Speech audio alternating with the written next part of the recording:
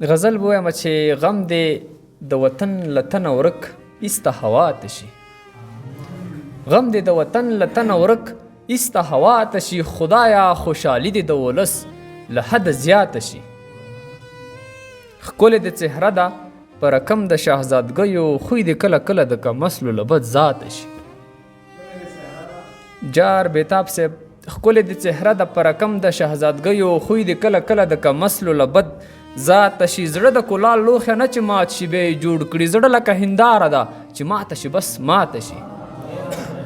زړه د کلال لوښه نه چې مات شي بیا یې جوړ کړي، زړه لکه هنداره ده چې ماته شي بس ماته شي. مرګ دې هم حرام کړ او دا ژوند هم بیخي سخت دی، ته ووایه خدای چې سړی اوس کومې خواته شي.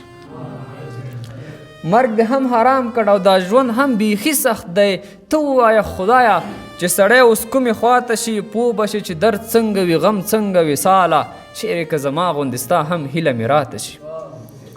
پوه به شي چې درد څنګه وي غم څنګه وصاله، چیرې که زما غوندې ستا هم هیله مې راته شي.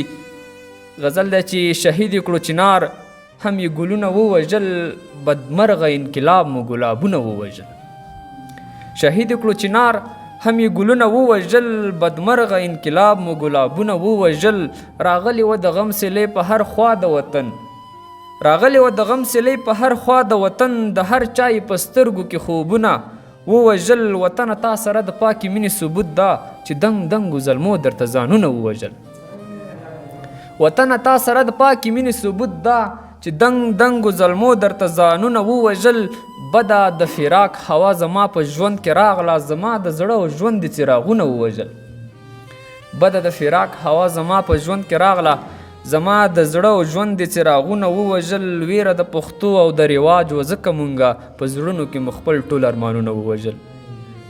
ویره د پښتو او د رواج و ځکه مونږه په زړونو کې مو خپل ټول ارمانونه ووژل. هیڅ درک یې نه کړل دوی زمونږ پاک پاک احساسات، د ښکلو اوف وصاله زموږ زړونه ووژل.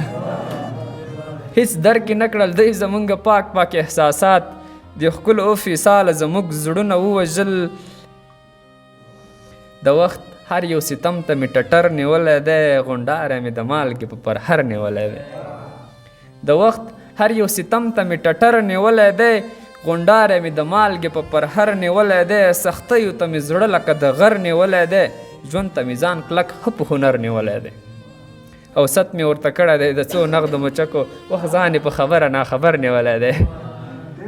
ست مې ورته کړی دی د څو نغدو مچکو، وخت ځان یې په خبره ناخبر نیولی دی. درد د جدایۍ مې ځان ته داسې آسان کړی، تصویر مې د اشنا د زړه په سر نیولی دی.